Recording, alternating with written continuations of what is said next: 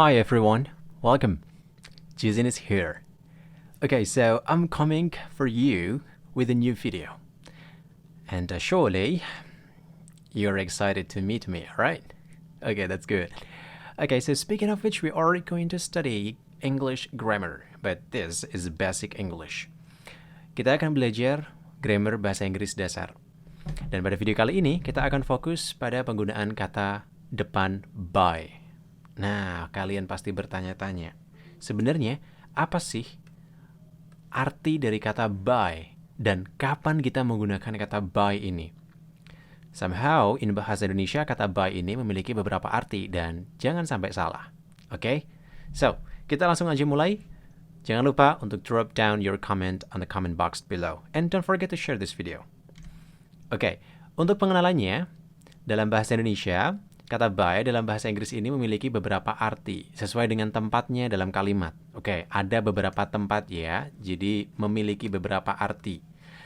Di sini, perhatikan terlebih dahulu. Yang pertama, it's nice to live by the sea. It's nice to live by the sea. Nah, by the sea ini artinya apa? Oke. Lalu kemudian, the dog was killed by the car. Anjing itu Oke, mungkin ketabrak ya, mobil. Nah, di sini ada kata by juga. Kemudian, he came into the houses by breaking the window. Jadi, dia membobol atau dia masuk ke dalam rumah dengan cara menghancurkan jendela. Kemudian, our mother thinks you'll be back by Idul Fitri. Oke, ibu kita berpikir kamu akan pulang pada hari raya Idul Fitri. Nah, ada 4 penggunaan kata by di dalam kalimat yang berbeda. Keempat kalimat ini fungsinya, konteksnya beda-beda. Tapi, ada kata by di situ. So, kita langsung aja mulai satu-satu. Di sini, fungsi yang pertama dari kata by ini berfungsi sebagai apa? Kata depan. Kata depan itu ya, kalau misal dalam bahasa Indonesia, di, ke dalam, keluar. Nah, itu termasuk kata depan. Nah, by sebagai kata depan ini menunjukkan arti tempat. Dan kata by ini diartikan apa? Dekat dan di samping. Oke, dekat dan di samping. Sebenarnya kita bisa gunakan kata dekat aja. Nah, kata dekat ini selain kata by, kita juga memiliki kata near. Tapi, somehow kadang kita ketemukan kata nearby. Kayak gitu kan? Artinya dekat banget gitu. So, contohnya berikut ini. Santo came over and sat by my side. Santo datang dan duduk di sampingku. Nah, Santo came over artinya datang, lalu duduk by my side. Jadi by my side itu dekat dengan sisiku, artinya di sampingku. Seperti itu. Kayak misal ada Doraemon dengan judul Stand By Me. Artinya, oke, stand by me artinya apa? Tetaplah di sampingku, gitu. Nah, by di sini menunjukkan arti tempat dekat denganku, berdirilah di sampingku, gitu. Kemudian yang kedua, it's nice to live by the sea. Nah, ini adalah contoh yang tadi di awal. By the sea di sini artinya dekat dengan laut. Enak sekali ya tinggal dekat laut, gitu. Atau kita bisa juga gunakan near the sea. We walked by the lake. Jadi kita berjalan di dekat danau. Ini adalah fungsi kata by sebagai kata depan penunjuk tempat yang pertama. Lalu kemudian, kata by ini itu juga berfungsi untuk menunjukkan siapa pelaku dalam kalimat pasif. Oke ya, harus kalian pahami dulu kata by di sini diartikan oleh siapa gitu. Nah, biasanya ini terdapat pada kalimat pasif, kata sifat maupun frasa. Contohnya di sini, contoh. We all were shocked. Nah, kita semua terkejut oleh kedatangan Darmo, gitu. Kita semua terkejut oleh kedatangan Darmo. Kemudian yang kedua, the national losses by the corruptors have made people not trust. Kerugian nasional oleh para koruptor membuat rakyat tidak percaya. Nah, oleh para koruptor. Dilakukan oleh siapa? Para koruptor. Seperti itu. Jadi, by di sini memiliki arti oleh. Kemudian yang kedua, di sini, is this poem by you? Apakah puisi ini buatanmu? Nah, apakah puisi ini olehmu sebenarnya? Tetapi konteks ini kita bisa artikan dibuat oleh siapa gitu. Kemudian yang kedua, Udah, yang ketiga di sini the dog was killed by the car. Nah, ini merupakan bentuk dari apa? Passive voice. Nah, lalu kemudian diikuti oleh agentnya. Oleh apa? Siapa yang melakukannya? Seperti itu.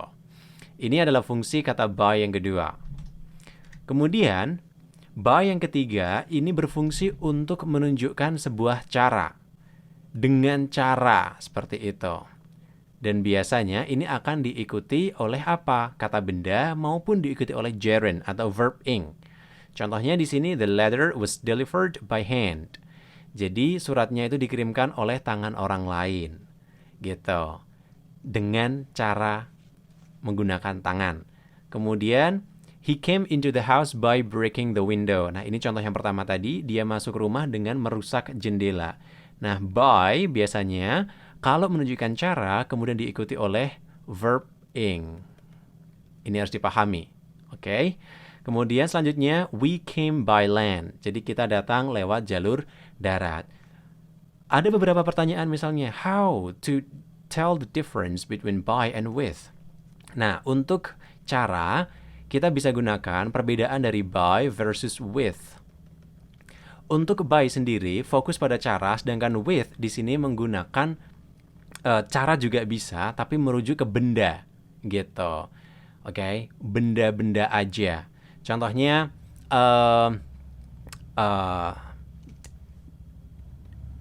di sini diikuti oleh benda, atau di sini with juga berfungsi sebagai kesertaan.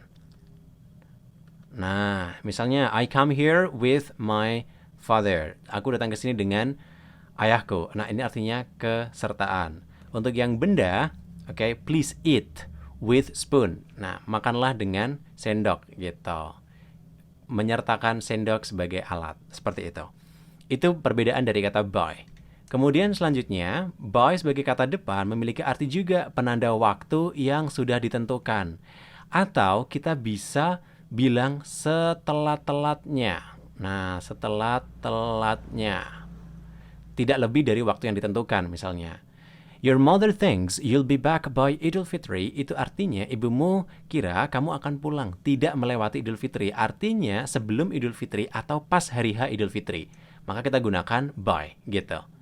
Kemudian, please put the report on my desk by 3 o'clock. Tolong taruh laporan ke meja saya tidak lebih dari jam 3. Maka kita gunakan kata by. Kalau misal see you by Monday, artinya nanti kita ketemu sebelum hari Senin atau pas hari Senin.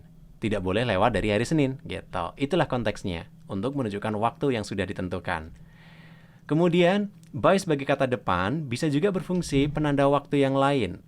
Artinya apa? Di sini selama, oke, during, gitu. Biasanya digunakan untuk frasa seperti by day, by night, yang berarti selama seharian atau selama malam hari. Contohnya, the air here was fresh by night, but it was getting worse by day. Udara di sini segar sepanjang malam, namun jadi lebih buruk sepanjang siang. Nah, ini menjadi lebih efektif lagi. So, dari beberapa contoh itu, saya harap kalian bisa memahaminya. Mudah bukan? Jadi kalian bisa punya banyak bayangan. Oh, ternyata kita bisa menggunakan kata by ini di dalam beberapa konteks gitu.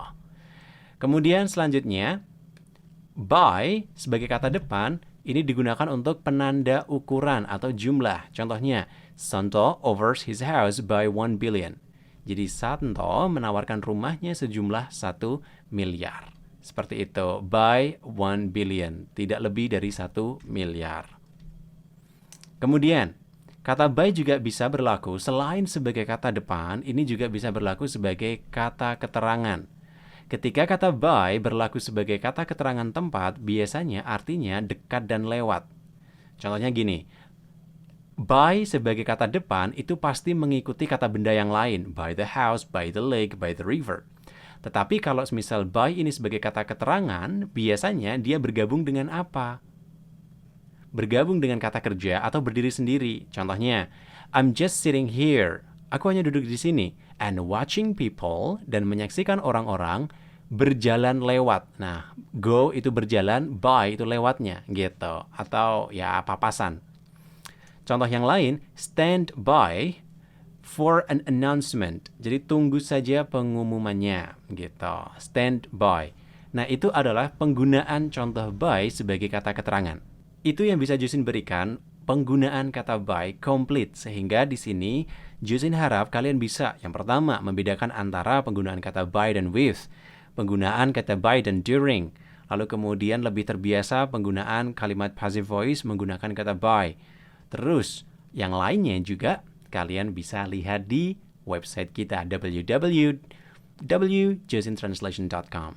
Oke, itu saja yang bisa kita jelasin dan kita akan ketemu lagi di video yang lain. Semoga ini bisa membantu and don't forget to click subscribe our channel. Okay, visit our website and don't forget to share this video. Bye then everyone, international and Sashful people. Bye. Dadah.